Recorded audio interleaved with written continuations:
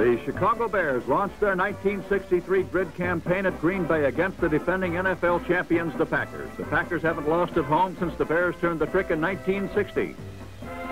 Green Bay attacks in the opening quarter, but when Jim Taylor is separated from the ball, the Bears' Richie Pettibone recovers on the Packer 33. Ronnie Bull cuts back side left end for a 5-yard. Now the Bears go in the opposite direction with Rick Caceres blasting down to the Packer 22. Green Bay holds, but the Packers cannot stop rookie Bob Jenks, whose 32-yard placement gives Chicago a 3-0 lead.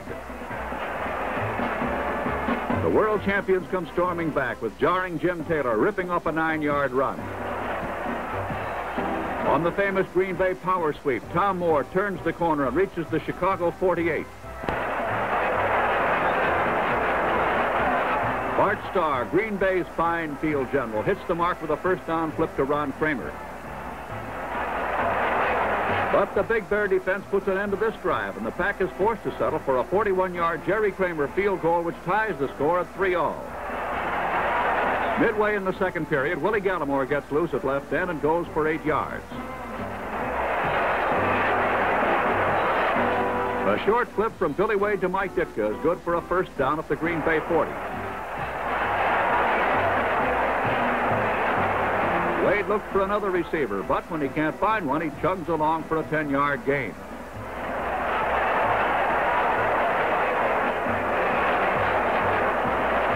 Again, it's Billy Wade back to throw, and again he alters the script. Billy makes tracks to the Packers 26.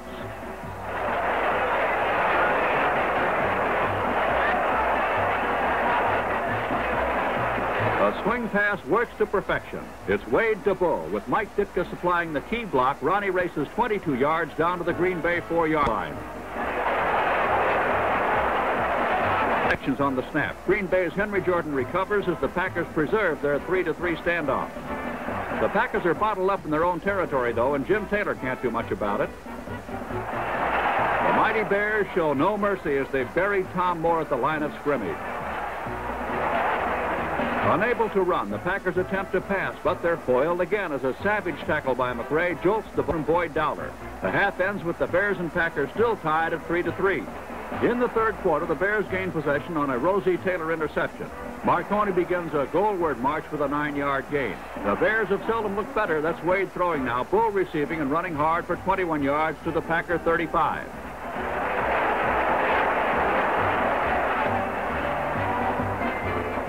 Wade's passes may be short, but they're gaining long yardage. Marconi takes the screener, and Willie Wood brings him to a screeching halt at the Green Bay 18. Today, Billy Wade is riddling the fabled Packer pass defense. Wade whistles the ball to tall John Farrington, and it's goal to go Chicago. Joe Marconi spins away from a roadblock line of scrimmage, and he's in for the touchdown that gives the Bears the lead 10-3. Green Bay attempts to rally, but Bart Starr is blitzed off his feet by red-dogging Larry Morris. Starr manages to get this pass away, but the results are disastrous. Dave Witzel comes in with a diving interception, and the Bears take possession again. Later, the Packers are on the prowl again, with Bart Starr throwing to Ron Kramer for a first down at the Green Bay 35. But the Packers' comeback hopes are completely obliterated as Bill George comes up with the Bears' 4th interception of the game. A superb defensive performance holds Green Bay to a mere 3 points, and the Bears are off and running toward the Western Conference crown.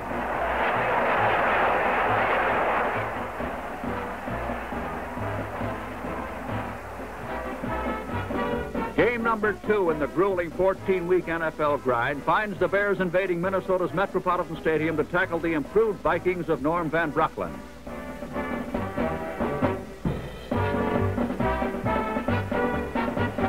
Early in the opening quarter, the Bears hit the scoreboard with Billy Wade and Ronnie Bull combining on a flare pattern that's worth 24 yards plus 7 points.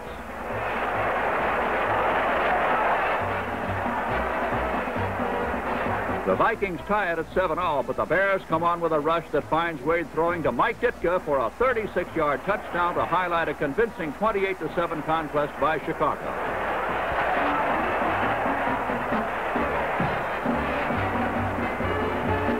Next stop for the high-balling Chicago Bears is Tiger Stadium in Detroit. The Bears, in first place in the Western Conference, are undefeated. The Lions are 1-1.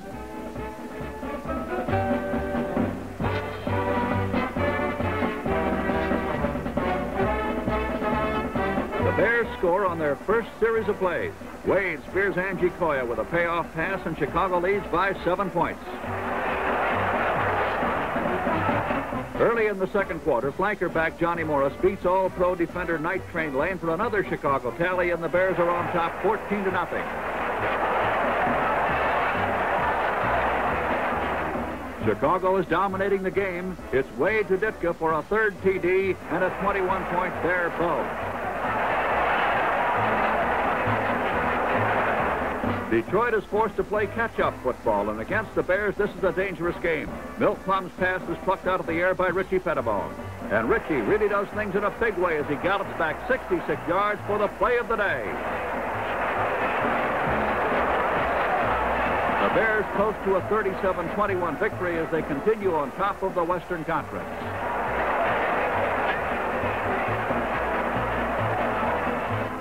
The league leaders open at home before a standing room crowd of some 49,000, and for the first time this season, they find themselves trailing as Jim Martin's field goal gives the Colts a 3-0 lead. The Bears are still down in the fourth quarter as Rudy Bukic passes complete to Ronnie Bull. Bull falls in behind Mike Ditka, who demolishes Bobby Boyd. And this sparkling 44-yard play puts the Bears in front 7-3.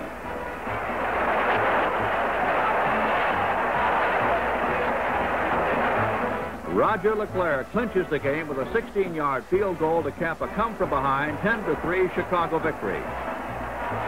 Now the unbeaten Bears go west to Los Angeles in quest of their 5th consecutive victory. Late in the first quarter, the TD parade begins with Wade and Ditka combining for a 14-yarder, which gives Chicago the lead.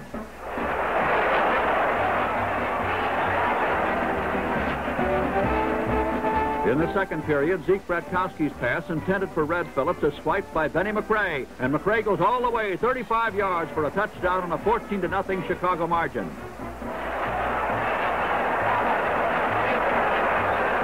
Following a Ram touchdown, the Bears bounce right back with Billy Wade and Mike Ditka, the featured performers again. Ditka goes cartwheeling into the end zone as the Bears pull away from Los Angeles.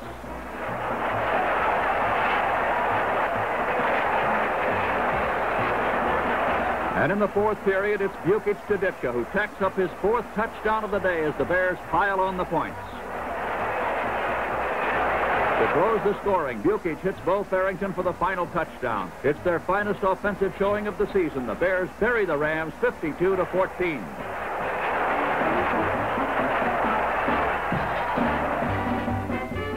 It's northward ho to San Francisco, where the all-winning Bears face the cellar-dwelling 49ers. San Francisco scores on its opening series of plays to assume a 7-0 edge. The 49ers add 3 more points on a Tommy Davis field goal, and with a 10-0 lead, there's an upset in the making. The 49ers have not won and the Bears haven't lost, but today David is whipping Goliath. Lamar McCann connects with Gary Knapp-Felk, and the stunned Bears are down by 17 points. A Wade to Farrington touchdown toss puts the Bears on the board, but they can't overcome San Francisco's early surge. In the upset of the season, the 49ers hand the Bears a 20-14 licking.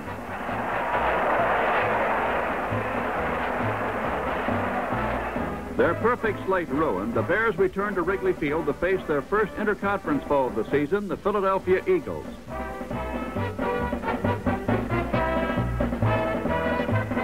Leading 3-0 in the first quarter, the Bears strike it rich on a Wade to Marconi pass. Joe jets 23 yards into the end zone for a Chicago touchdown.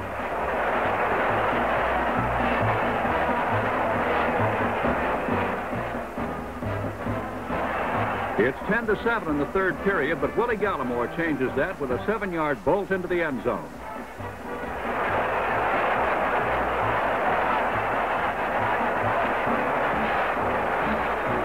King Hill attempts to rally the Philadelphians, but he fast finds out the rugged Chicago Bears secondary is a tough nut to crack. Dave Witzel intercepts to shoot down the Birds.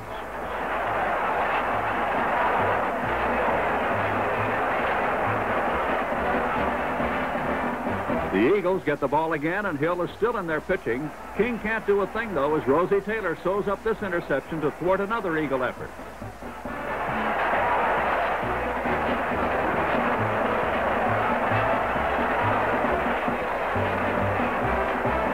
Hill tries again, but King gets knocked off his throne again when J.C. Caroline makes Chicago's third interception of the fourth quarter. Sterling defensive play leads the Bears to a 16-7 win over Philadelphia.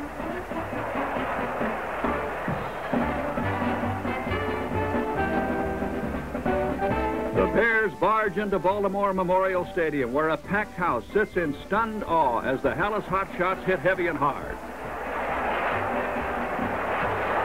Wade flips to Marconi, who falls in behind Bull, Farrington, and Ditka. And before Baltimore can recover, Marconi jolts the Colts on a 63-yard gainer.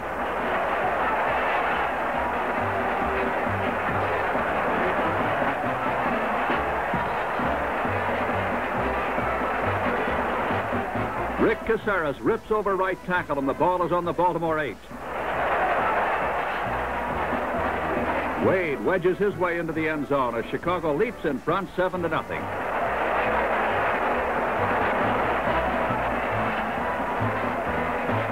Johnny Unitas, one of the league's premier passers, fields the front of the Bears' defensive broad. Joe Fortunato intercepts to pave the path for more points.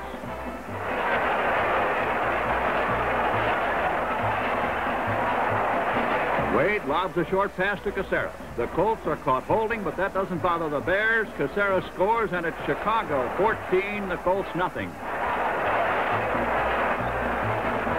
Roger LeClaire adds insurance points as the Bears down the Colts 17-7 to set the stage for their first-place showdown with the Packers.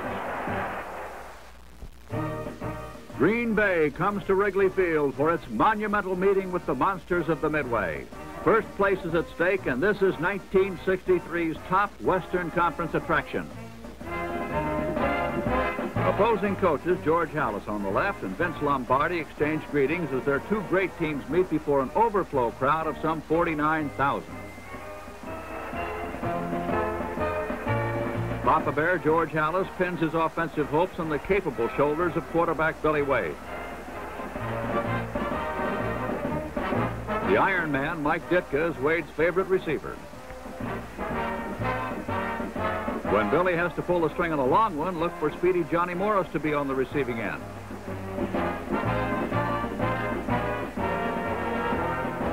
The evidence that the Chicago Bears are up for this game comes on the opening kickoff.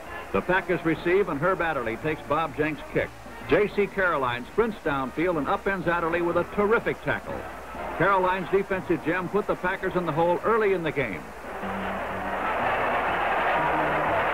When the Bears go on offense, Wade calls on Joe Marconi, and the bruising fullback pounds for 9 yards.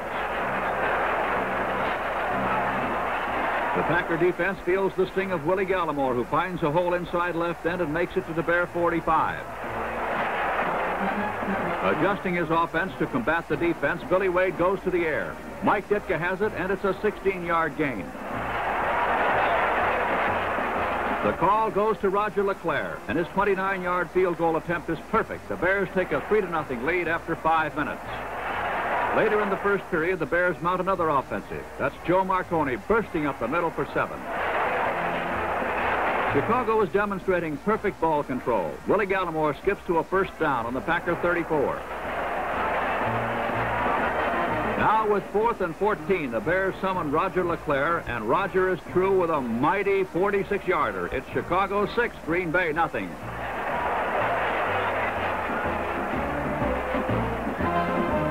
Bob Jenks kicks off. It's a long one that Herb Adderley gathers in 3 yards deep in the end zone. Herb builds up a head of steam and bursts up the middle, but John Farrington closes in and forces Adderley to fumble.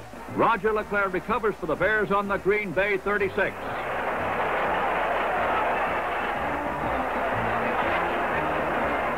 The first play loses 5 yards, but Wade more than makes up for it on the next. Billy pegs to Angelo Coya for a 14-yard profit. Now watch this play closely. Perfect blocking opens a huge hole for Willie Gallimore, and the will-o'-the-wisp is off on a touchdown tear that covers 27 yards. The Bears take a 13-0 lead at halftime.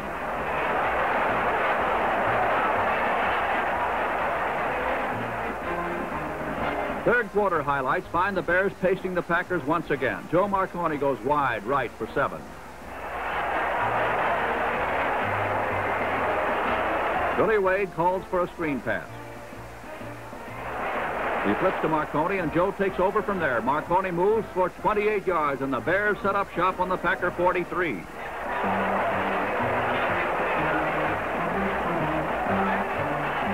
Ronnie Bull gets the handoff and follows the Bears guards around the left side, cuts just right, and picks up a first down.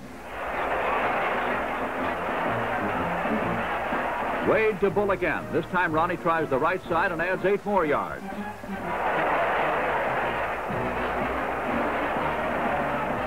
The Bears don't get a touchdown this trip, but LeClaire kicks his third field goal, and the Chicago lead swells to 16-0.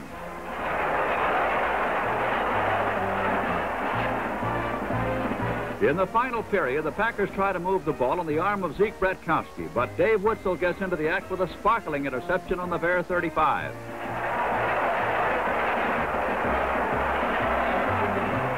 Witzel's outstanding interception leads to another 3 points as Roger LeClaire boots a 35-yard field goal. The score, Chicago 19, Green Bay nothing. Bratkowski tries once more to move the Packers. Under relentless pressure, Zeke's toss is off target, and Benny McRae grabs it for Chicago. And here's Benny barreling all the way to the Packer 5 before Earl Grove belts him out of bounds.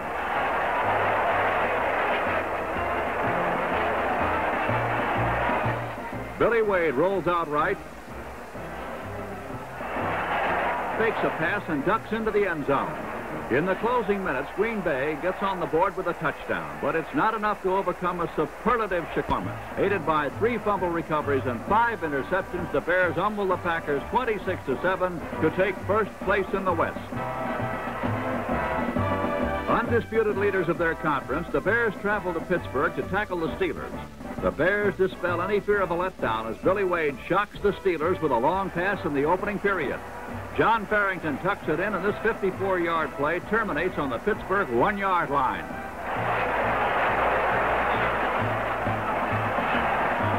Willie Gallimore puts the final touch to a drive that began with the opening kickoff. The Bears assume command 7-0.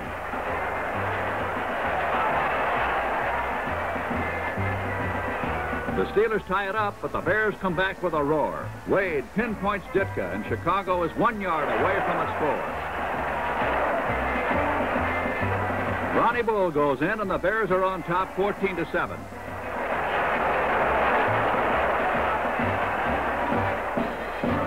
The Steelers are putting up a good fight, and Ed Brown leads them goalward with a pass to Buddy Dial.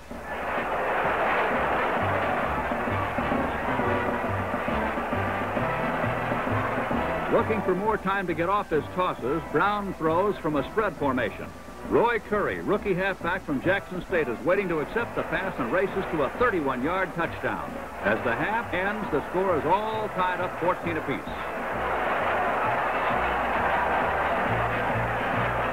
In the final period, the Steelers take the upper hand on a Lou Michaels field goal. Pittsburgh leads 17-14. The Bears desperately need a score now. Billy Wade arcs a pass to Mike Ditka. And watch this now. Mike takes off on perhaps the most spectacular play of the year. Ditka smacks into a host of dark jerseys and simply pulls his way through a maze of tacklers. He's finally pulled down from behind by Clendon Thomas at the Steelers 17, 63, exhausting yards.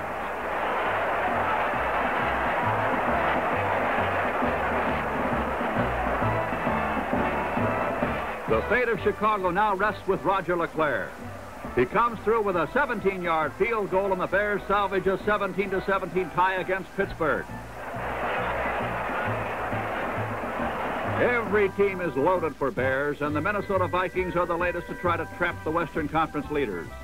In the second quarter, Viking rookie Ron Vanderkellen spots Gordy Smith, and the play is worth 30 yards.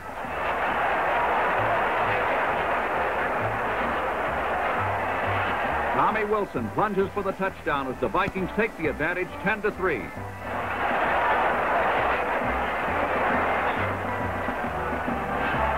We're still in the second period. The Bear offense bogs down, and Bobby Joe Green punts out of danger. Minnesota's all-pro halfback Tommy Mason finds some daylight and sprints for 23 yards to the Viking 47.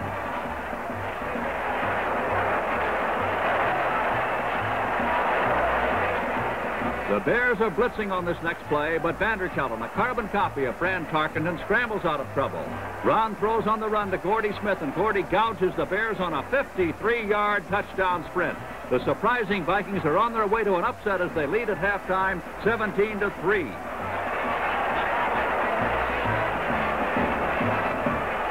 The Bears offense finally ignites in the third quarter. Wade throws to Marconi, and Joe jolts the Vikings on a 29-yard play. Gallimore is turned loose, and Willie rends his way inside the Minnesota 5 as the Bears threaten to narrow that score. And Billy Wade burrows into the end zone as the Bears dig into the Viking lead. It's now 17-10. Midway in the fourth period, the Bears defense forces the break they've been looking for. Tommy Mason is separated from the ball, and Rosie Taylor recovers on the Viking 31. With Coach Hallis lending vocal support from the sidelines, Joe Marconi plows for 8. A piling on penalty cost Minnesota additional yardage. Billy Wade and Joe Marconi combine for the equalizer. It's an 8-yard touchdown pass. And for the second consecutive game, the Bears stage a tremendous rally to earn a tie. Final score, Chicago 17, Minnesota 17. The San Francisco 49ers, the only team to beat the Bears, are primed for another upset as they come to Wrigley Field. But the Bears are ready and waiting for the 49ers, and in the opening quarter, they forced Don Lisman to fumble. Ed O'Bradovich recovers for Chicago on the Bears 49. This is a crucial game, for with 2 ties on their record and Green Bay on their heels, the Bears must win. Here's Gallimore finding a lot of daylight, 51 yards for a touchdown. The 49ers bid to get even with an air barrage, but Richie Pettibone makes his 23rd lifetime interception, and this breaks the Chicago record held by Don Kent. Wrigley Field rings with the approval of 47,000 fans as Joe Marconi booms through the 49ers for a 19-yard touchdown. San Francisco adds a touchdown, but at halftime the Bears hold sway 14-7.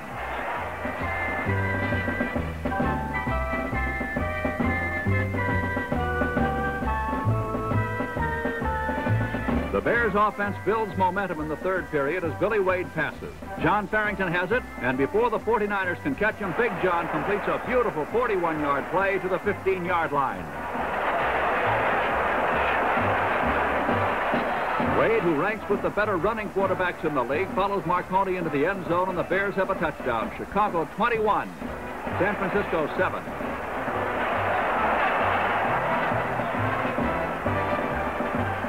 The blustery winter day hasn't dulled the Chicago defensive secondary. Rosie Taylor ties a Bear season record with his 8th interception of the year. Rosie's 30-yard touchdown pads Chicago's score to 27 against San Francisco's 7. Next opponent for the Bears, Detroit's dangerous Lions in the final game of the season.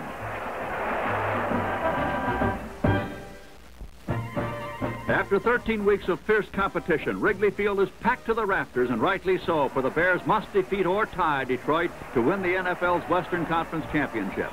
A Bear loss would give the title to the Packers. The Lions received the opening kickoff, but now they must punt. Earl Morrow booms the ball to the Chicago 22. Billy Martin takes it and eludes 4 Lions with one nifty move. Chicago blockers open the alley, and Martin makes his way down the sideline for 78 yards.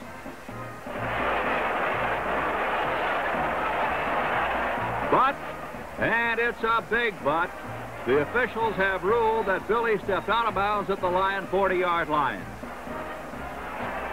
The Bears accept the decision and go right to work. Billy Wade throws down and out to Johnny Morris for 16 yards. Willie Gallimore is next to answer the call. A key block by Roger Davis brings Willie loose for big yardage. The Lions stall the drive, but there's no stopping Roger LeClair, whose perfect placement gives the Bears a 3-0 edge. Late in the second period, the hungry Lions hijack a Billy Wade pass. That's Larry Bargo showing his heels to the Chicagoans on a 42-yard scoring excursion. The Lions, who knocked Cleveland out of the Eastern race the previous week, lead the favored Bears 7-3 at halftime. In the third quarter, the Bears rebound, and here's a key play. Wade passes to Johnny Morris for a first down on the 38. The Lions try in vain to reach Wade, who hits Joe Marconi with a screen pass. Vicious tackling grounds Joe a yard short of a first down.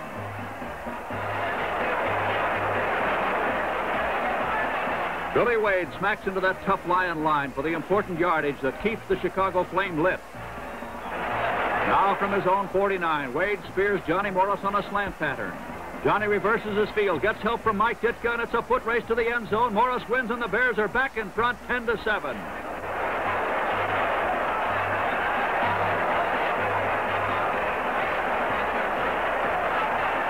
On the next series of downs, All-Pro end Doug Atkins leads an assault on Earl Morrall, which forces a fumble. Stan Jones recovers on the Detroit 37 as that superb Chicago defense continues to dominate the game. Almost immediately, Wade comes back with that same slant pass to Morris, and it works for 17 yards this time to the Detroit 22. The Lions secondary is not at full strength. Wade is aware of this, and he's been passing more than usual with spectacular results. Ditka clutches this one for a Chicago touchdown. And with a 17-7 lead, the Bears can taste that title. Roger LeClair kicks off to Tom Watkins, who fields the ball on the 5.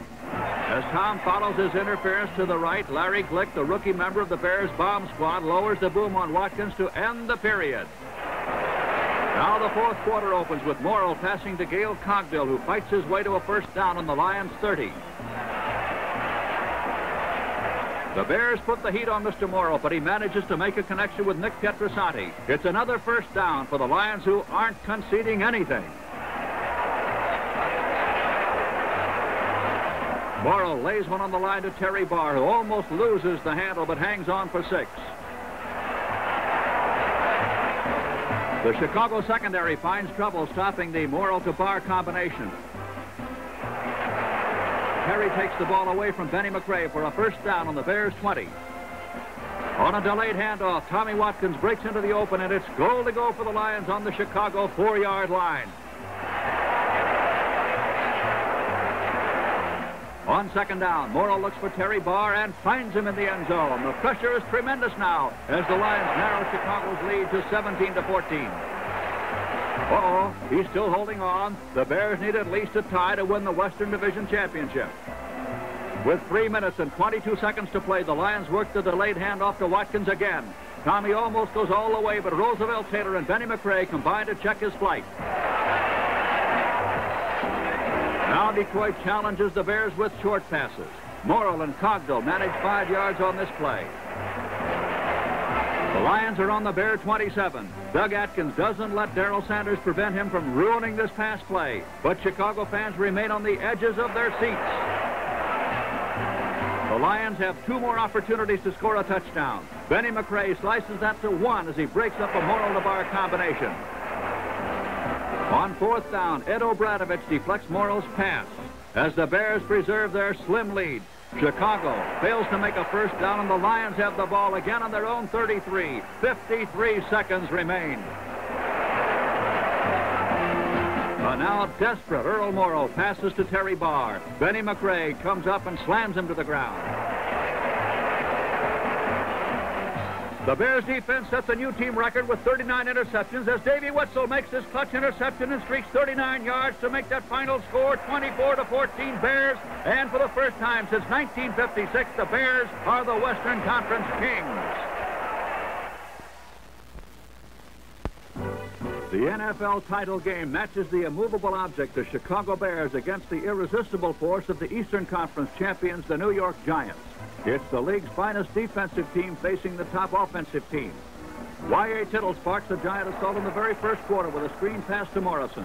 Joe eludes one tackler, but that's all. Benny McRae cuts him down at the Chicago 28. The Giants pry open a hole for Morrison, who explodes for 7 yards before the Bears bolt the door. Tittle uses Morrison a third straight time. Joe obliges by picking up a first down on the Bears' 16. The league's leading passer fakes to Morrison this time and throws to Frank Gifford for a touchdown. The last time these two teams met for the title was 1956 when the Giants jolted the Bears. Leading 7-0, New York is going for more. Tittle fakes to his right, aims a screen pass to King. Larry Morris makes a key interception, and here he is returning 61 yards before Des overtakes him on the New York 6. This play was one of the many reasons Morris was voted the outstanding player of the game.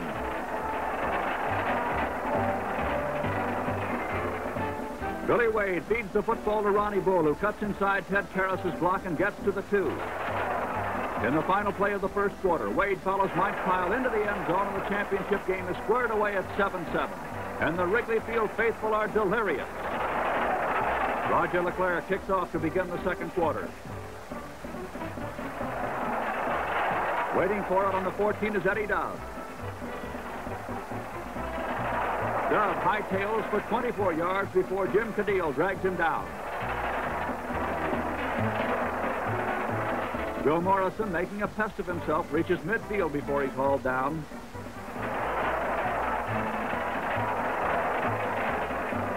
Y.A. finds Aaron Thomas in the open as Richie Pettibone gambles and loses on an attempted interception. The play is worth 36 yards, putting the Giants on the Bear 14.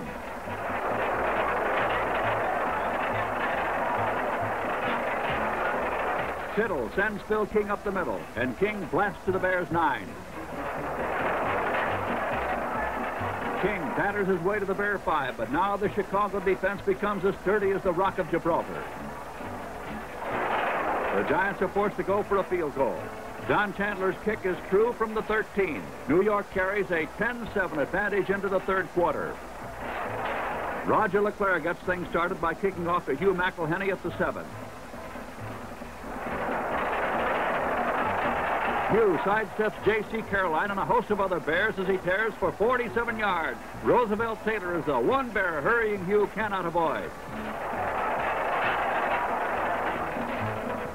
The Bears have Tittle's downfield receivers under tight cover, and Y.A. goes to his safety valve, Joe Morrison.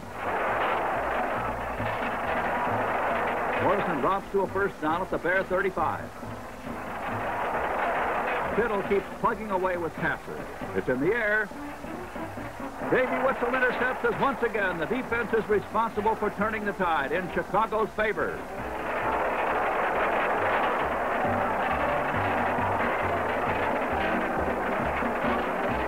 And now Billy Wade drops back from his own 26 and passes over the screen to Joe Marconi. Joe creates plenty of mayhem in the Giants secondary as he blasts through for 19 yards. Wade sticks to a winning combination with the help of Joe Marconi. They click for 34 yards now as the Bears threaten from the Giant 21. When the drive stalls, Roger LeClaire attempts a field goal from the 28, but it's a bit wide, and the Giants cling to that slim 10-7 lead. Later, Tittle attempts to connect with Joe Morrison, but Ed O'Bradovich chalks up another important interception here, and the Bears are just 14 yards away from a score. Ronnie Bull is called on to try to sweep the end. Bull manages only a yard as Erich Barnes comes up quickly to make the tackle. The big play for the Bears sees Wade spear Mike Ditka on the third down pass, and Ditka carries it to the Giants' 1-yard line. Billy Wade bulls into the end zone to climax the drive and put Chicago on top 14-10. But the battle has not been won. There's a full period to play, and this powerful Giant offense is capable of exploding at any moment. Later, time is running out on the Giants. Tittle connects with Aaron Thomas. 1 minute, 24 seconds remain as Thomas gets to his own 26. Tittle, still the cool, efficient passer, connects with Hugh McElhenney. Hugh is gang tackled after 8 yards.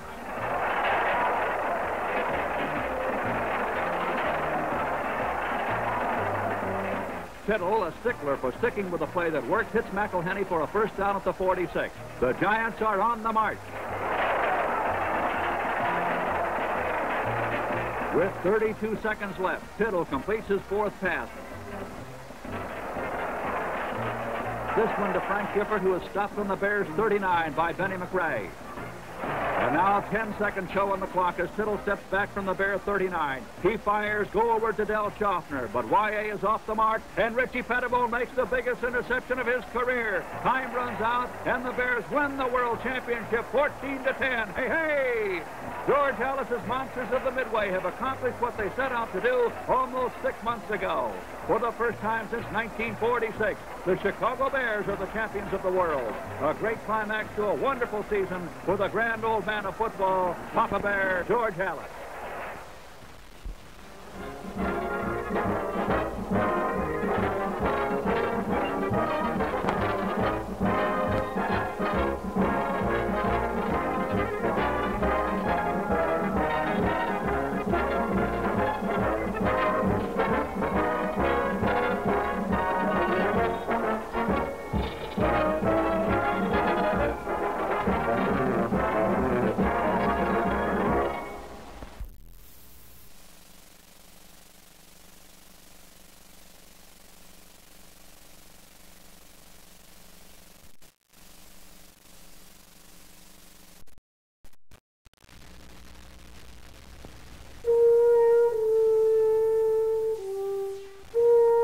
The time, dawn. The date, December 29th, 1963. The town is Chicago, and the winds blow sharp with the edge of winter. But here today, the two best football teams in the world meet in a deadline to glory. Jet engines blow hot air, robbing the frost of its target, the turf.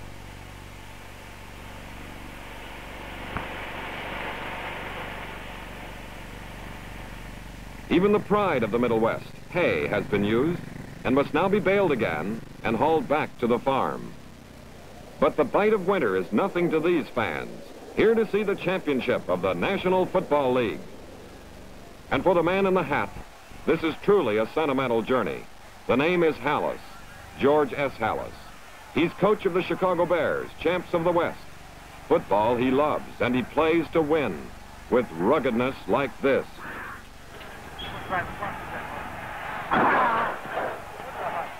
But to this man, the projection of the game is more than muscle and beef. He's Allie Sherman, coach of the New York Giants, boss of the NFL's Eastern Conference champions. He knows about the force and the object, the irresistible, the immovable, or in football, the attack and the defense. And for Y.A. Tittle, the league's premier passer, that's what determines who wins, who loses. For New York, irresistible force is in the arm, the hand of Tittle. Plus, of course, the reception committee. Del Schaffner, considered one of the finest split ends in the league, and flanker Frank Gifford. But against this, the Bears have a covey of burglars from the Midway, interception-hungry defenders like Benny McRae, and Dave Witzel, formerly of Indiana, with Richie Pettibone from Tulane, and Larry Morris, linebacker extraordinary. Oh yes, here's Ed Obradovich, a big reason the Bears met their big days of decision. As Vince Lombardi, coach of the Green Bay Packers, discovered when the Bears muffled his offense and romped all over his men to win a climactic game in the Western Conference. With the offense running like this, Chicago put out the fire in Green Bay and earned the right to meet the winner of the Steelers-Giants game, where New York won its conference title with one man's hand, Gifford's. Here's the spectacular evidence. Pittsburgh never could come back after Gifford's grab.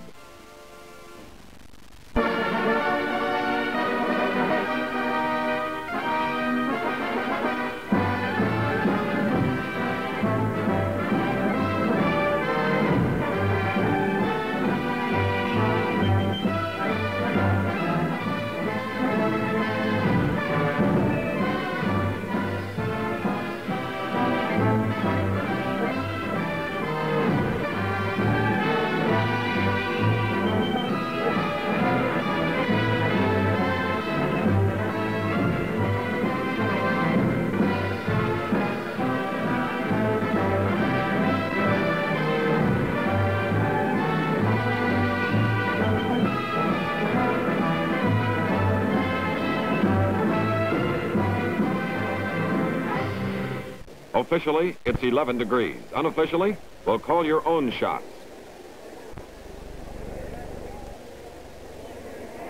And let the tapping toes tell the tale.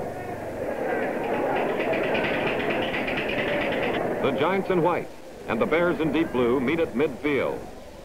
The Bears win the choice. They'll receive, and the Giants trot out the big toe of Don Chandler. At the goal line, Billy Martin grabs, fumbles, recovers, and scoots on back to the 10-yard line.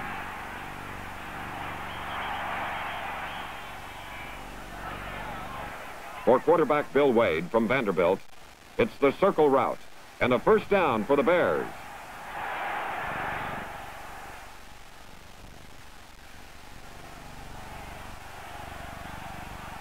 The gain gives Wade running ideas.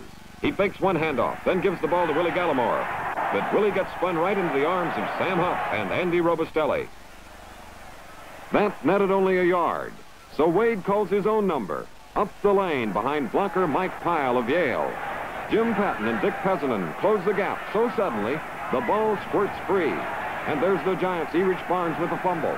But Mike Ditka's diving tackle ends his run. Now the crowd knows who'll take the center stage. Y.A. Tittle. With the Giants of the Bears 41, he fakes the handoff, fakes the pass, and then throws to Joe Morrison of Cincinnati for 11 yards.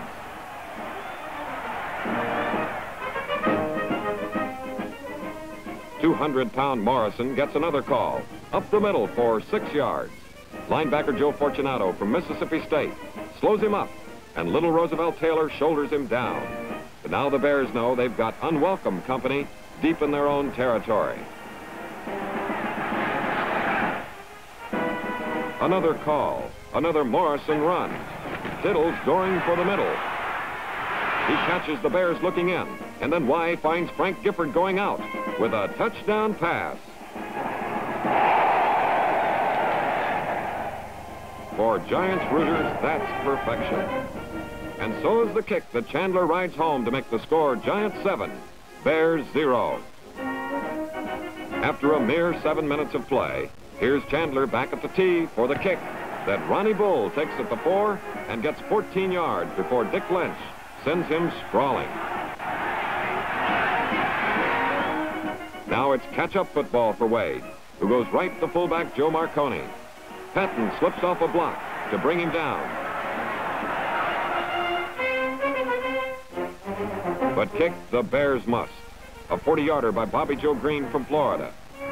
Eddie Dove goes down on one knee, and Mike Pyle, number 50, does a forward-backward-forward routine to make the tackle.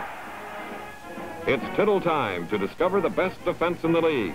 Y shoots back, but from the right, linebacker Larry Morris comes in on a streamliner, and down goes Y.A.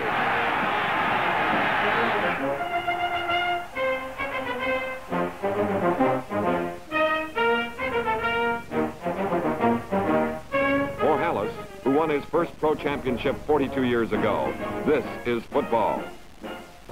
The big loss on Morris's tackle brings in Chandler for a boomer, a 52-yard punt that Johnny Morris takes, but goes only 3 yards.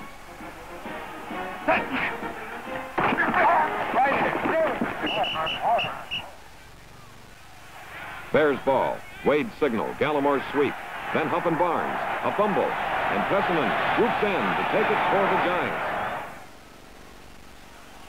Y.A. comes back knocking. He finds his man, Schaffner. Dell catches 10 a year like this, but here's the one that got away.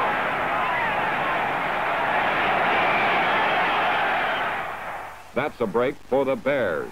And for the Giants, deep trouble. Tittle fakes to the right, then flips to the left. Only there's Larry Morris with the whole world spread in front of him. As Morris joked, the first 30 yards I wondered if they'd catch me. The last 30 I was afraid they wouldn't. And finally, Greg Larson and number 62, Darrell Dess, do the honors.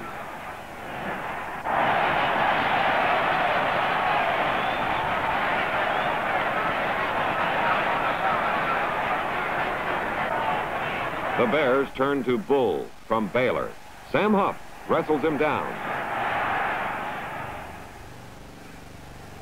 The Giants' number 76, John Lovatier, gets a shove in the wrong direction as the Bears wade on for the TD. And after Wade, Bob Jenks, a rookie from Miami of Ohio, ties the score. Now the Bears have their muscles on the move. And when rookie Charlie Killett fumbles, the Bears' Billy Martin takes a fondness for the ball. Only it gets a traveling notion down toward the goal, where the Bears' Charlie Bivens survives the stampede to find it.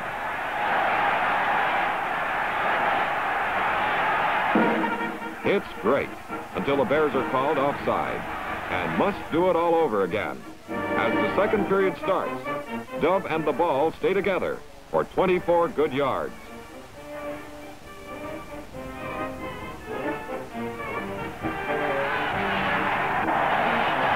Workhorse Morrison is back in, this time for a 3-yard gain. And then it's T for 2, Tittle and Thomas. Tittle gets blasted, but Aaron Thomas goes.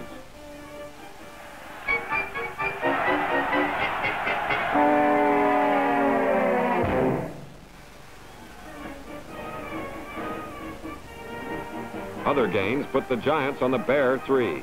Morrison starts for the goal, but from the left, huge Doug Atkins powers his way to the right to slice him down.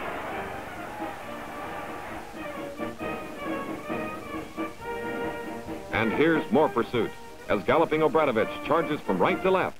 Morrison is blissfully unaware of the chase until Obradovich makes himself known with a chilling 3-yard loss.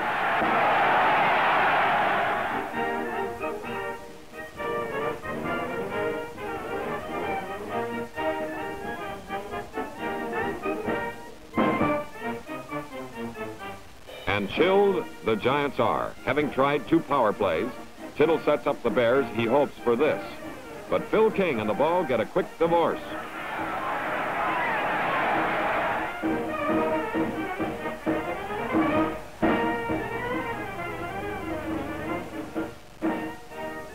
The Giants go ahead with 3 points. Chandler makes them with a field goal. Never mind, says Hallis. The goal line stand shows who's boss. We're back to the Bull and the Bears. Ronnie Bull, who clutches Chandler's kickoff, drops it, finds it, and after 10 yards gets dropped himself by Barnes. The Bears finally give up the ball to the Giants, and Tittle sends Phil King through a king-sized hole, but Rosie Taylor smacks him down. Having found the door, Tittle lets King go back for another visit and another gain.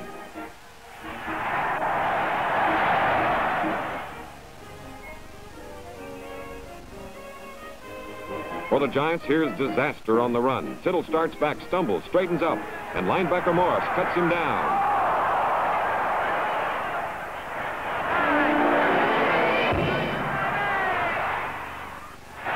Tittle needs help from Hugh McElhenney. For the Giants, this is a moment of dread. What the mainspring is to a watch, so is Tittle to New York. What a place for a rookie. Glenn Griffin, number 15, replaces Tittle and gets a rough baptism and an incomplete pass. Which brings on Chandler, but not Lady Luck. His field goal attempt from the 37 is a wobbler. And the Giants still have only a 3-point lead.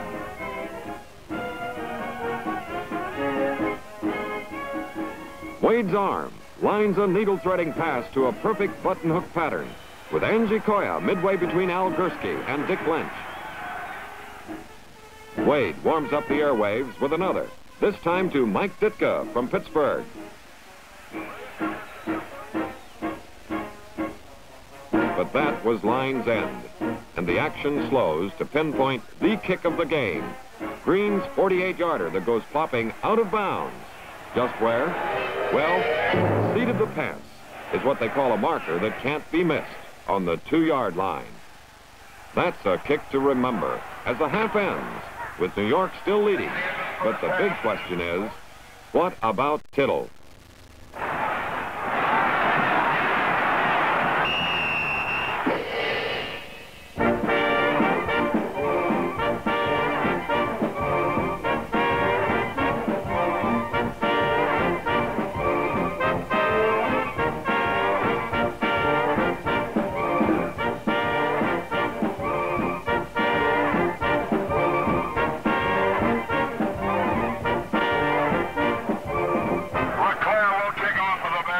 Roger LeClaire from Trinity College kicks off. Waiting is reliable 39 McElhenney from Washington. He barrels up the corridor with the shifting grace of the born runner. It's 46 yards of beauty and maybe a touchdown if Taylor doesn't stop him.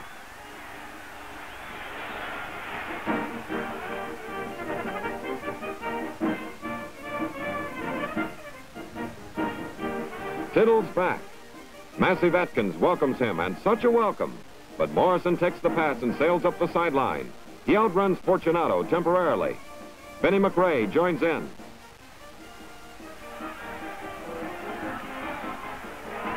The ball tumbles loose, and the Bears' Bill George climbs aboard. Obradovic just can't believe it's still the Giants' ball. An opinion that Halas can share with ease.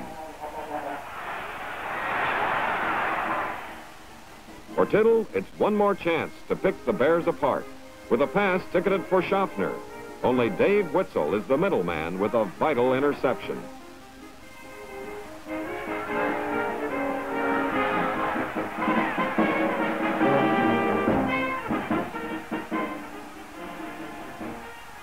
Wade finds Marconi of West Virginia ready and willing with a dazzling cut-and-go run for 19 yards.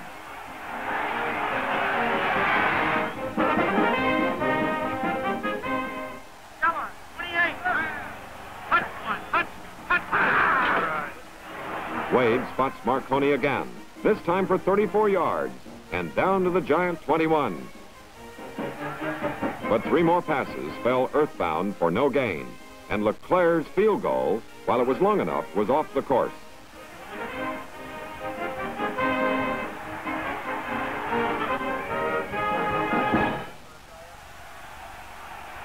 After swapping punts, the Giants come back on their 35. Tittle doesn't fool the Bears. There's Obradovic to bring it in.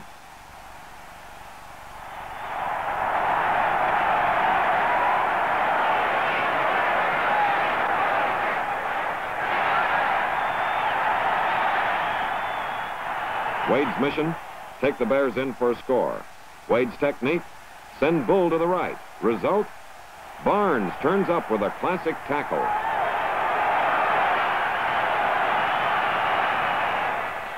But Wade's looking, thinking, and counting.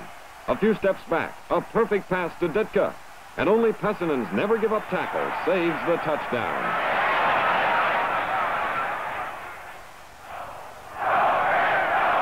On the 1-yard line, it's Wade again. Center Mike Pyle drives up, and Wade's in for the touchdown that sends the Bears ahead.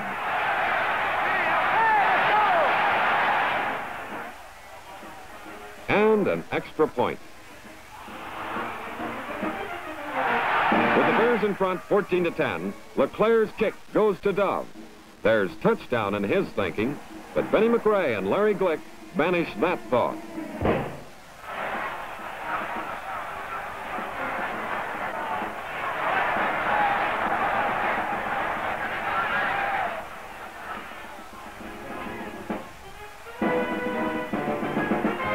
Morrison starts the Giants rolling with a bull-like sprint that goes 20 yards and then runs into a tailor-made tackle.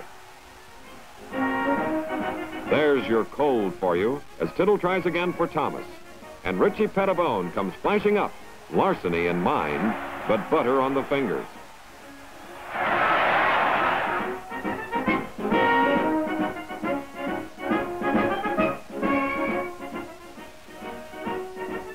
Number 33, Larry Morris, shakes a finger at the Giants.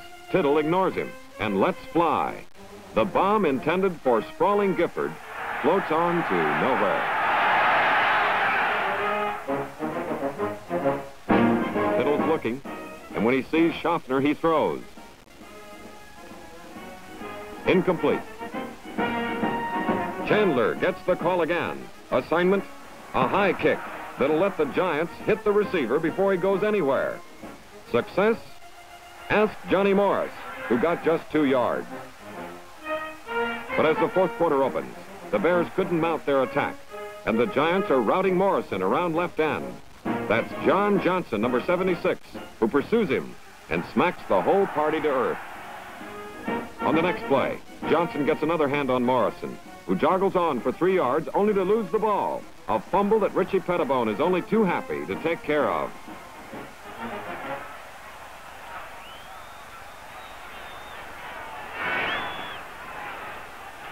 Now the Bears aim for ball possession. Bull steers for 7 yards, and Huff puts him down.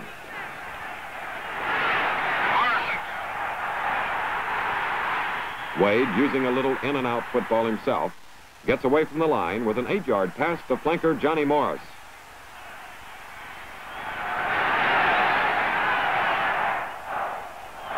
Bull, who's bread and butter for the Bears, slices himself another gain on the ground. But nobody does that forever against the Giants. Gursky and Robustelli see to that. LeClaire sets it up again from the 34. But that's the signal the Giants love. No good. That big number 76 Johnson just loves to bring down Morrison, and here he does it with all 6'5" and 260 pounds.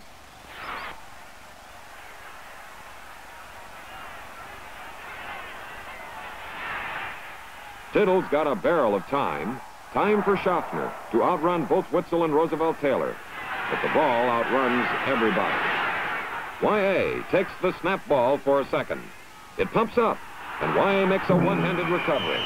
Net gain, 2 yards. This time, Tittle's got the laces where they belong, in his palm.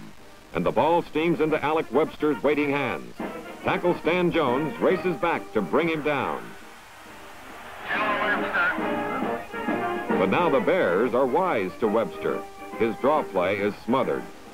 A little something patented by the defense-minded Bears. So, Tittle's got to go back upstairs. Gifford gives his 16-yard pass a home. And it's 1st and 10 on the Bears' 36.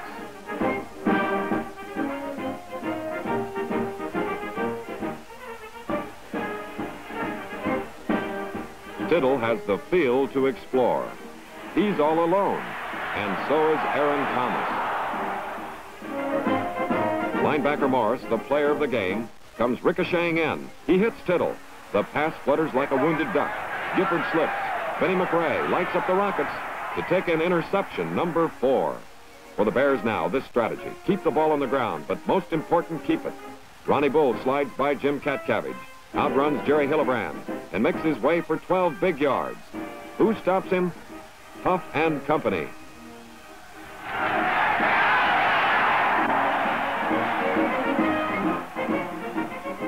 Bull goes back with that churning leg stride that eats up distance and time. Jim Patton jabs through to stop him with help. 120 seconds left. Time yet for another score. There's only one thing for the Bears to do here. It's 3rd down. They need the yardage. And Bull gives the push. Did he get it?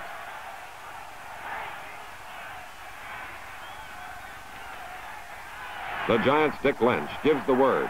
A whole yard of words without speaking one of them. From the Bears' 43, punter Bobby Joe Green has one chore left: to kick that football as high, as hard as he can. McElhenney watches. He won't go near that ball. This is no time to lose it. The ball's on the Giants' 16. 84 seconds are left. The race is tightening. And Tittle lets Thomas catch the first one on the way to the goal.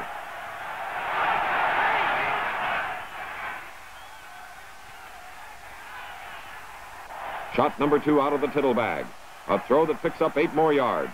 But the timeouts are all gone for the Giants. Now only gamesmanship stops the clock. Time, 63 seconds. Can the Giants do it? Yes, says the Tittle McElhenney team, with another 12-yard gain to the Giants' 46.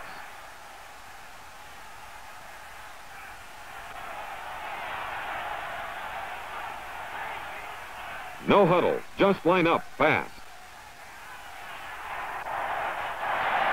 And then throw the ball near a receiver, but out of bounds. It stops the clock. Time, 39 seconds. Play, Tittle to Gifford. Question, was the ball caught in or out? Ruling, out. Time, 32 seconds. Play, Tittle to Gifford. Result, 15-yard gain to the Bears' 39. But the clock is still running. Time, 17 seconds.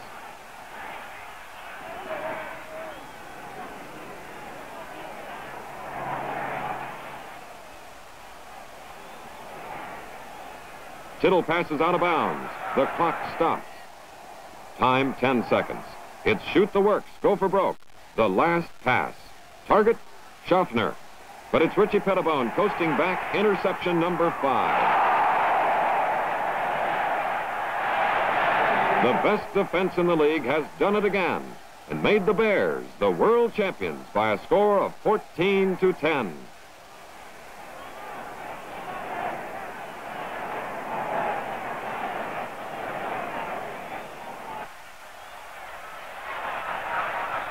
Oh, yes, the formality.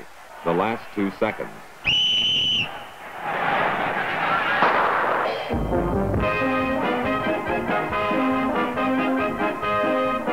And so the end of 1963's sentimental journey for George Halas. It was his first league title since 1946. And there were those who said the man who fathered professional football in Chicago had been overtaken by his youngers. For Halas, this was the year of esteem. The year when a 68-year-old man brought in a great team. A team that was for sure on a deadline to glory.